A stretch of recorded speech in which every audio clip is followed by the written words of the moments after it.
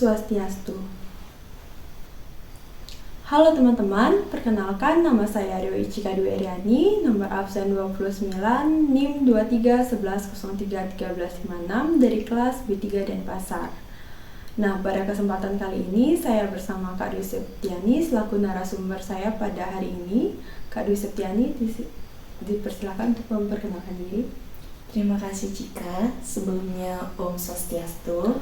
Om Swastiastu. Baik, perkenalkan nama saya Nima Dwi Septiani.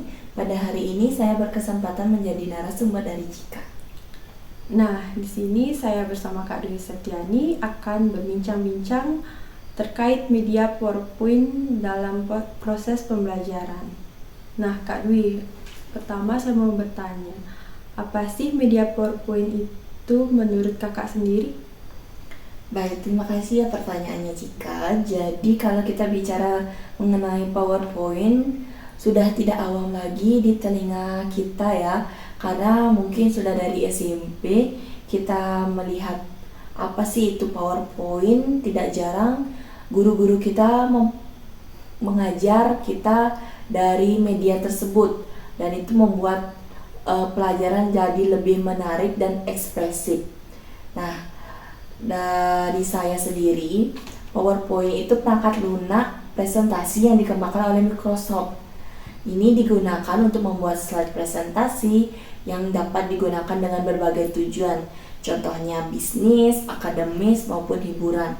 Sering kita kalau lihat di acara hiburan seperti itu pasti ada disusunnya PowerPoint. Nah, nantinya acara tersebut diharapkan bisa lebih terstruktur dengan PowerPoint tersebut. Nah, PowerPoint juga memungkinkan pengguna untuk membuat slide dengan teks, gambar, grafik, animasi, maupun multimedia lainnya dengan tujuan yang sama, yaitu menyampaikan informasi dengan cara yang menarik dan mudah dipahami. Ini juga salah satu alat yang paling umum digunakan untuk membuat atau menyampaikan presentasi di berbagai bidang dan industri seperti itu, Cika. Nah, baik Kak, terima kasih. Yang selanjutnya saya mau bertanya. Nah, menurut Kakak, apa manfaat penggunaan media PowerPoint dalam proses pembelajaran? Kalau bicara dalam proses pembelajaran tentu sangat banyak ya manfaat dari PowerPoint ini sendiri.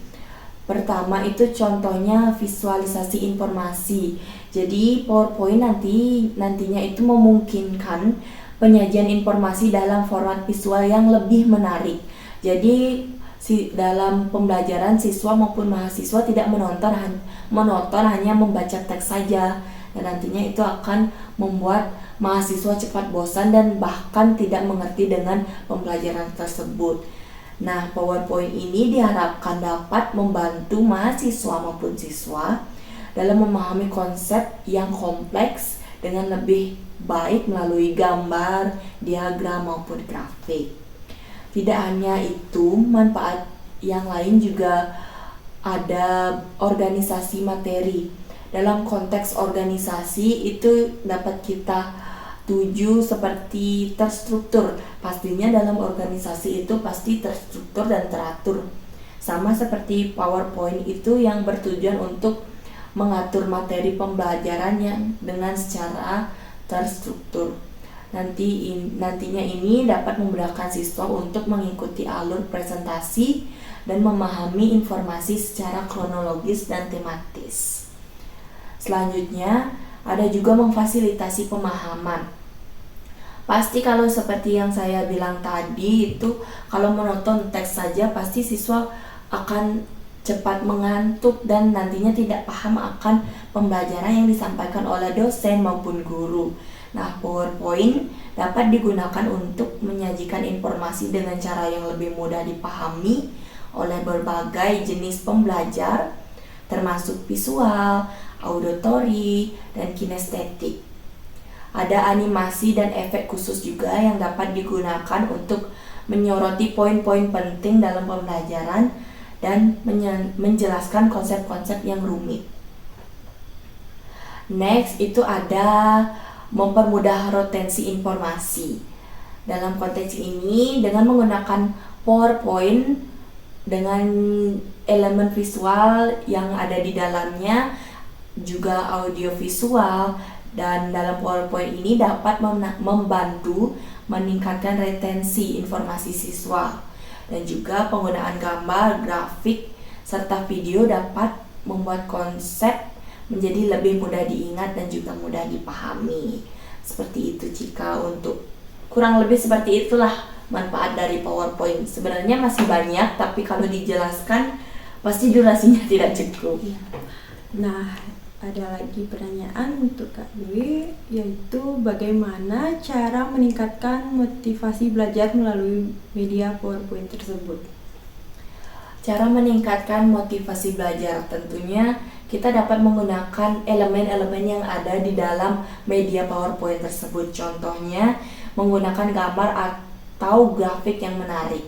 Dengan kita memilih gambar dan grafik yang relevan dan menarik disertakan juga di dalam presentasi kita di dalam PowerPoint, nantinya akan membangkitkan minat siswa dan membantu mereka terhubung dalam materi pembelajaran yang kita ajarkan nantinya. Yang kedua itu ada tambahan animasi-animasi yang relevan. Nah, animasi yang digunakan nanti harus dipilih secara bijak dan dapat misalnya menambahkan elemen kejutan dan kegembiraan dalam presentasi. Animasi dapat digunakan untuk menyoroti poin-poin penting juga, dan untuk menjelaskan konsep yang rumit dan supaya nantinya menarik. Sekiranya yang rumit itu bisa disederhanakan dan mudah dipahami oleh siswa. Yang ketiga itu ada beri ruang untuk interaksi. Nanti di media PowerPoint tersebut kan pastinya ada fitur-fitur yang interaktif. Nanti seperti polling, kuis, ataupun nanti diskusi singkat yang melibatkan siswa secara aktif dalam proses pembelajaran. Memberi siswa kesempatan dan partisipasi nantinya pasti akan meningkatkan motivasi mereka untuk belajar, seperti itu. Baik, terima kasih Kak. Nah, pertanyaan terakhir untuk Kak Dwi. Apa saja teknik yang dapat digunakan untuk membuat presentasi PowerPoint yang efektif? Nah, pastinya sebelum kita membuat PowerPoint yang efektif, nantinya kita harus merencanakan terlebih dahulu apa sih yang mau kita buat, seperti itu. Menentukan tujuan dari presentasi kita dengan terstruktur, dengan alur yang baik, seperti itu, dan dapat mempertimbangkan pesan-pesan utama apa yang ingin disampaikan kepada audiens. Yang kedua itu gunakan desain slide yang sederhana. Jangan terlalu menggunakan desain slide yang rumit, karena nantinya itu juga dapat mempengaruhi imajinasi dari siswa atau audiens yang mendengarkan kita. Dapat dihindari juga yang terlalu ramai atau berlebihan. Pilihlah misalnya desain-desain yang sederhana, bersih, dan memastikan fokus tetap kepada konten yang ingin disampaikan. Yang ketiga itu menggunakan font yang mudah dibaca. Nanti dalam proses pembuatan PowerPoint, teman-teman bisa memilih font-font yang menarik dan mudah dibaca secara konsisten untuk seluruh teks dalam presentasi. Nanti hindari untuk penggunaan font yang terlalu dekoratif, karena kebanyakan mahasiswa terlalu diukir-ukir fontnya, itu sulit untuk dibaca, seperti itu. Yang keempat ada gunakan warna dengan bijak. Jangan terlalu menggunakan warna yang mencolok, nanti itu akan mempengaruhi konsentrasi dari siswa juga. Pemilihan palet warna yang konsisten dan berpadu dengan baik juga dapat mempengaruhi efektivitas dalam pembelajaran. Jadi warna juga sebagai alat untuk menyoroti informasi yang penting. Yang kelima itu menggunakan gambar dan grafik yang relevan. Sertakan gambar ataupun grafik maupun diagram yang mendukung konten presentasi. Dan tolong pastikan juga nanti gambar dan grafik tersebut relevan dengan topik yang dibahas dan dapat membantu memperjelas atau mengilustrasikan konsep-konsep yang akan ada di dalam suatu PowerPoint tersebut. Yang keenam itu buat konten yang ringkas. Secara sederhana, teks pada slide dengan menggunakan poin-poin utama atau ringkasan. Kan pasti banyak kalau mahasiswa membuat PowerPoint itu semua materi dijeblak atau ditulis di PowerPoint. Usahakan kita hanya membuat ringkasannya saja supaya lebih enak gitu menjelaskan kepada audiens. Yang terakhir itu menguji atau uji presentasi yang kita buat.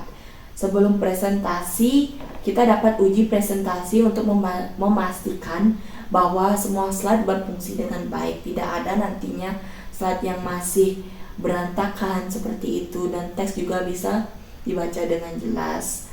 Dan nanti kita sebelum presentasi juga dapat mempraktekkan secara keseluruhan untuk meningkatkan kepercayaan diri dan kefasihan dalam menyampaikan materi apa yang akan kita bawakan. Itu saja sih Cika sebenarnya yang dapat saya sampaikan. Baik, mungkin terima kasih untuk Kak Dwi sudah meluangkan waktunya untuk hari ini dan bisa memberikan informasi kepada audiens terkait media PowerPoint dalam proses pembelajaran. Sama-sama Cika, dan saya harap juga nantinya teman-teman semua bisa menggunakan media PowerPoint ini dengan sebaik-baiknya. Dan saya cukupkan untuk hari ini. Saya tutup dengan Parama Santi. Om Santi Santi Santi Om.